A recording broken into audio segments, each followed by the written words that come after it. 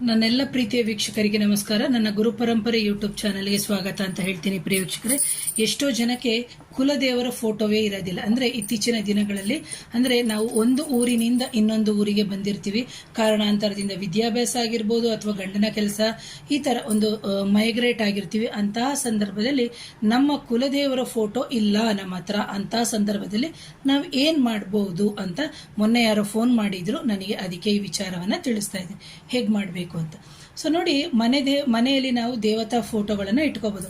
ಅಕಸ್ಮಾತ್ ನಮ್ಮ ಕುಲದೇವರ ಫೋಟೋ ಇಲ್ಲ, ನಾನು ಹಿಂದಿನ ವಿಡಿಯೋದಲ್ಲಿ ಹೇಳಿದೆ, ಶಿವ, ವಿಷ್ಣು, ಜಗನ್ಮಾತೆ ಇವರೇನೇನೆ ಹಲವಾರು ರೂಪದಲ್ಲಿ ಬಂದು ನಮಗೆ ಕುಲದೇವರಾಗಿರ್ತಾರೆ.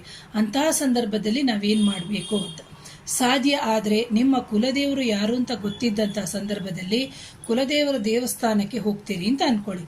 ಅಂತಹ ಸಂದರ್ಭದಲ್ಲಿ ನಮಗೆ ಕುಲದೇವರ ಒಂದು ಫೋಟೋ ತೆಗಿಯಕ್ಕೆ ಬಿಡಲ್ಲ. ಅಂದ್ರೆ ದೇವತಾ ವಿಗ್ರಹದ ಫೋಟೋ ಕೆಲವೊಂದೊಂದು ದೇವಸ್ಥಾನಗಳಲ್ಲಿ ತೆಗಿಯಕ್ಕೆ ಬಿಡಲ್ಲ, ಮೂಲ ರೂಪದ ಫೋಟೋವನ್ನು ಬಿಡಲ್ಲ. ಹಿಂದಿನ ಕಾಲದಲ್ಲಿ ಇಟ್ಟು ಬಂದಂತಹ ಫೋಟೋಗಳಿತ್ತು ಅಂದ್ರೆ ಅದನ್ನ ಪೂಜೆ ಮಾಡಿ. ಅಕಸ್ಮಾತ್ ಆ ಫೋಟೋ ಏನಾದರೂ ಒಡೆದೋಗಿತ್ತು ಅಥವಾ ಅದ್ರ ಒಳಗಡೆ ಇರುವಂತಹ ದೇವತಾ ಮೂರ್ತಿ ಅಂದ್ರೆ ದೇವತಾ ಚಿತ್ರ ಚೆನ್ನಾಗಿದೆ ಅಂದ್ರೆ ಅದನ್ನ ಮತ್ತೆ ಹೊಸದಾಗಿ ಕಟ್ ಹಾಕ್ಸ್ಕೊಂಡು ಪೂಜೆ ಮಾಡಬಹುದು. First concept. ಸೆಕೆಂಡ್ ಬಂದ್ಬಿಟ್ಟು ಏನು ಅಂತಂದ್ರೆ, ಈಗ ಕುಲದೇವರಿಗೆ ಗೊತ್ತೇ ಇಲ್ಲ ಅಥವಾ ಆ ಫೋಟೋ ನಮ್ಮಲ್ಲಿ ಏನೋ ಮಿಸ್ ಆಯಿತು, ಒಡೆದೋಯ್ತು, ಅದನ್ನ ಮತ್ತೆ ಮಾಡ್ತಾ ಇದ್ರು, ನಾನೀಗ ಸೊಸೆಯಾಗಿ ಬಂದಿದ್ದೀನಿ, ನಂಗೆ ಗೊತ್ತಿಲ್ಲ, ಏನ್ ಮಾಡಬೇಕು ಮೇಡಮ್ ಅಂತ ಕೇಳಿದಾಗ ಮಾಡುವಂಥದ್ದು ಇಷ್ಟೇ. ಒಂದು ಹಿತ್ತಾಳೆ ಚೊಂಬು ತಗೊಳ್ಳಿ, ಆ ಚೊಂಬಿಗೆ ನೀರು ಹಾಕ್ಬಿಟ್ಟು ಅರಿಶಿಣವನ್ನ ಹಾಕಿ. ಸೊ ಇದನ್ನ ಸತತವಾಗಿ ನೀವು ಪೂಜೆ ಮಾಡಿಕೊಂಡು, ಯಾಕಂದ್ರೆ ಈ ಪ್ರಪಂಚ ಸೃಷ್ಟಿಯಾಗಿರೋದೇ ಪಂಚಭೂತಗಳಲ್ಲೇ ಸೃಷ್ಟಿಯಾಗಿರೋದು. ಸೊ ನಾವು ಮಣ್ಣು, ನೀರು ಇವೆಲ್ಲವೂ ನಾವು ಏನು ಕಾನ್ಸೆಪ್ಟ್ ಕೊಡ್ತೀವಿ, ಇದೆಲ್ಲವೂ ಇದರ ಆಧಾರದ ಮೇಲೆ, ಜೊತೆಗೆ ನಮ್ಮ ಪೂರ್ವಿಕರು ಕೊಟ್ಟಂತಹ ವಿಚಾರಗಳು.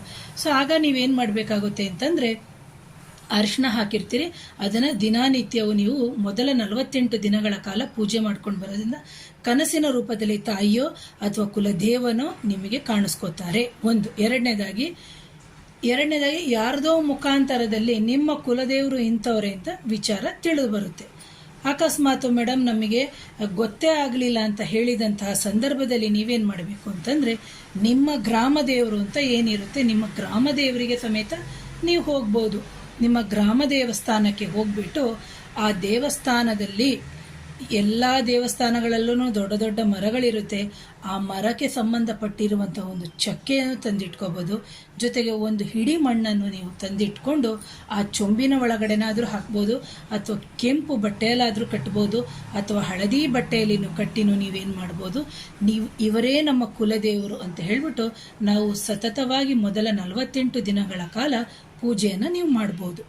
ಈ ಮಣ್ಣನ್ನು ತಗೊಂಡ್ ಬರೋಕ್ಕಿಂತ ಮುಂಚೆ ನಾನೊಂದು ಕಾನ್ಸೆಪ್ಟ್ ಹೇಳ್ತೀನಿ. ಏನು ಅಂತಂದ್ರೆ, 12ರಿಂದ 3 ಗಂಟೆಯ ಒಳಗಡೆಗೆ ದೈವಗಳ ಒಂದು ಸಂಚಾರ ಈ ಏನು ಪ್ರಪಂಚದಲ್ಲಿ ಆಗ್ತಾ ಇರುತ್ತೆ, ಅಥವಾ ಒಂದು ಗುರುಗಳ ಸಂಚಾರ ಆಗ್ತಾ ಇರುತ್ತೆ. ಸೊ ಇದು ಬಂದು ಸೂಕ್ಷ್ಮವಾಗಿರುವಂತಹ ವ್ಯಕ್ತಿಗೆ ಅಥವಾ ಸೂಕ್ಷ್ಮವಾಗಿರುವಂತಹ ಏನು ಜೀವನ ನಡೆಸುವಂಥವ್ರಿಗೆ ಗೊತ್ತಾಗುತ್ತೆ, ಎಲ್ಲರಿಗೂ ಗೊತ್ತಾಗಲ್ಲ. ಅಥವಾ ಅದು ಗೊತ್ತಾದ್ರೆ ತುಂಬಾ ಸಂತೋಷ, ಅಥವಾ ಗೊತ್ತಾಗಿಲ್ಲ ಅಂತಂದ್ರೆ ಅದರ ಬಗ್ಗೆ ಏನೋ ಬೇಜಾರು ಪಟ್ಕೊಳ್ಳೋ ಅವಶ್ಯಕತೆ ಇಲ್ಲ ಪ್ರಿಯ ವೀಕ್ಷಕರೇ.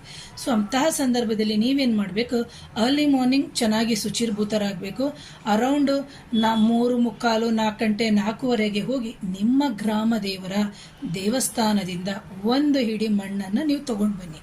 ಆ ಮಣ್ಣನ್ನು ತಗೊಂಡು ಬಂದು ನಿಮ್ಮ ಗ್ರಾಮ ದೇವರ ನೆನಪು ಮಾಡಿಕೊಂಡು ನಿಮ್ಮ ಮನೆಯಲ್ಲಿ ಇಟ್ಟು ಪೂಜೆ ಮಾಡೋದ್ರಿಂದ ಖಂಡಿತವಾಗ್ಲೂ ನಿಮ್ಮ ಜೀವನದಲ್ಲಿ ಆಗುವಂತಹ ಸಾಲ ಬಾಧೆ ಆಗಿರ್ಬೋದು, ಮಕ್ಕಳಿಗೆ ಅನಾರೋಗ್ಯ ಆಗಿರ್ಬೋದು, ಮಾಂತ್ರಿಕ ಬಾಧೆ ಆಗಿರ್ಬೋದು, ವಿವಾಹದ ಅಡೆತಡೆಗಳಾಗಿರ್ಬೋದು, ದೃಷ್ಟಿದೋಷಗಳಾಗಿರ್ಬೋದು, ಕೆಲಸದಲ್ಲಿ ಸಸ್ಪೆಂಡ್ ಆಗಿರ್ಬೋದು, ಎನಿ ಪ್ರಾಬ್ಲಮ್ಸ್ ಅಂದ್ರೆ ಭೌತಿಕ ಜೀವನ ಅಂತ ಹೇಳಿದಾಗ ಒಂದಷ್ಟು ಪಟ್ಟಿಗಳನ್ನ ಮಾಡ್ತಾ ಇರ್ಬೋದು. ಅಥವಾ ಮಗನಿಗೆ ಕೆಲಸ ಸಿಗ್ತಾ ಇಲ್ಲ, ಅಥವಾ ಗಂಡನಿಗೆ ಕೆಲಸ ಸಿಗ್ತಾ ಇಲ್ಲ, ಈ ತರ ಹಲವಾರು ತೊಂದರೆಗಳಿದೆ. ಸೊ ಅದಕ್ಕೆ ನೀವು ಪರಿಹಾರ ಮಾಡ್ಕೊಳ್ಳೋದ್ರಿಂದ, ಅಂದ್ರೆ ನೀವು ನಂಬಿಕೆ ಇಟ್ಕೊಂಡು ಪರಿಹಾರ ಮಾಡ್ಕೋಬೇಕು. ಯಾರ ಹತ್ರನೂ ಹೇಳೋ ಅವಶ್ಯಕತೆ ಇಲ್ಲ. ಶುಚಿರ್ಭೂತರಾಗಬೇಕು. ಆ ಬಟ್ಟೆಯನ್ನು ತಗೋಬೇಕು, ಹಳದಿ ಬಟ್ಟೆನ ತಗೋಬೇಕು, ಆ ಮಣ್ಣನ್ನ ತಗೊಂಡು ಬಂದು ನೀವು ಪೂಜೆಯನ್ನ ಮಾಡ್ಬೋದು. ಅಕಸ್ಮಾತ್ ಯಾರೋ ಬಂದ್ಬಿಟ್ರು ಅಂತಂದ್ರೆ, ನೀವು ಒಂದು ಹಿಡಿ ತಗೊಳಕ್ಕಾಗ್ಲಿಲ್ವಾ, ಒಂದು ಚಿಟಿಕಿನಾದ್ರೂ ತಗೊಂಡ್ ಬಂದು ಇದನ್ನ ಯಾವ ದಿನ ಅಂತಾನೆ ಕೇಳಬೇಡಿ, ಯಾವ ಸಮಯದಲ್ಲಾದ್ರೂ ಹೋಗ್ಬೋದು ನೀವು. ಅಂದ್ರೆ 3 ಗಂಟೆಯ ನಂತರ ಅಕಸ್ಮಾತ್ ಗಂಡ ಹೆಂಡ್ತೀರಿ ಇಬ್ಬರು ಒಟ್ಟಿಗೆ ಹೋಗ್ತೀವಿ, ಇಬ್ಬರೂ ನಾವು ನಂಬಿಕೆ ಇಟ್ಕೊಂಡು ಮಾಡ್ತೀವಿ ಅಂದರೆ ಇನ್ನೂ ಅದಕ್ಕಿಂತ ಸಂತೋಷ ಯಾವುದೂ ಇಲ್ಲ.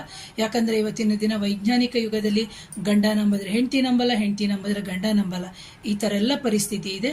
ಹಾಗಾಗಿ ಆ ಮಣ್ಣನ್ನು ಸಮೇತ ತಗೊಂಡು ಬಂದು ನಿಮ್ಮ ಮನೆಯ ದೇವತಾ ಕೋಣೆಯಲ್ಲಿ ಇಟ್ಟು ಪೂಜೆ ಮಾಡೋದ್ರಿಂದ ನಿಮ್ಮ ಸಕಲ ಕಷ್ಟಗಳು ದೂರವಾಗಿ ನಿಮ್ಮ ಇಷ್ಟಾರ್ಥಗಳು ಸಮೇತ ನೆರವೇರುತ್ತೆ ಪ್ರಿಯ ವೀಕ್ಷಕರೇ. ಹಾಗಾಗಿ ಇದು ಕುಲದೇವರಿಂದ ಗ್ರಾಮ ದೇವರಿಗೆ ನಾವು ಮಾಡುವಂತಹ ಪರಿಹಾರ.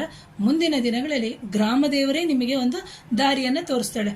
ಏನು ಅಂದರೆ, ಈಗ ನಾವು ಒಂದು ಮಗುನ ಶಾಲೆಗೆ ಕಳಿಸಿದ್ದೀವಿ. ಮೊದಲನೇ ದಿನ ನಾನು ಶಾಲೆಗೆ ಬಿಟ್ಟು ಬಂದೆ ಮಗುನ, 2ನೇ ದಿನನೂ ಬಿಟ್ಟು ಬಂದೆ, 3ನೇ ದಿನನೂ ಬಿಟ್ಟು ಬಂದೆ, 4ನೇ ದಿನಕ್ಕೆ ನನಗೆ ಹೋಗೋಕ್ಕಾಗಲಿಲ್ಲ. ಆಗೇನು ಮಾಡ್ತಾನೆ, ಆ ಮಗುನೇ ಅಕ್ಕಪಕ್ಕದವ್ರನ್ನ ಸಲಹೆ ಕೇಳಿಕೊಂಡು ಕೈ ಹಿಡ್ಕೊಂಡು ದಾರಿಲಿ ಬರ್ತಾನಲ್ವಾ, ಅದೇ ಥರನೇ ಗ್ರಾಮ ದೇವತೆ ಏನು ಮಾಡ್ತಾಳೆ, ಯಾರು ಹೋಗಿರ್ತೀರಿ ತೊಂದರೆಗೆ ಅಂತ ಅವರನ್ನ ಕೈ ಹಿಡಿದು ತನ್ನ ಕುಲದೇವರ ಹತ್ರ ಕಳಿಸ್ಕೊಡ್ತಾಳೆ.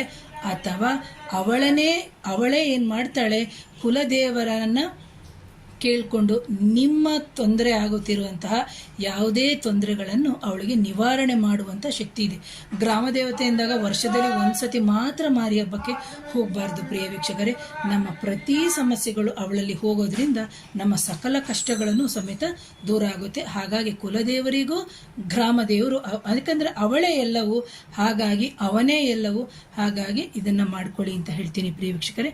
ಸೊ ಒನ್ಸ್ ಅಗೇನ್, ಯಾರಾದರೂ ನನ್ನ ಚಾನಲ್ನ ಮೊದಲನೇ ಬಾರಿಗೆ ನೋಡ್ತಾ ಇದ್ರೆ ದಯವಿಟ್ಟು ಚಾನಲ್ನ ಲೈಕ್ ಮಾಡಿ, ಶೇರ್ ಮಾಡಿ, ಕಮೆಂಟ್ ಮಾಡಿ. Thank you.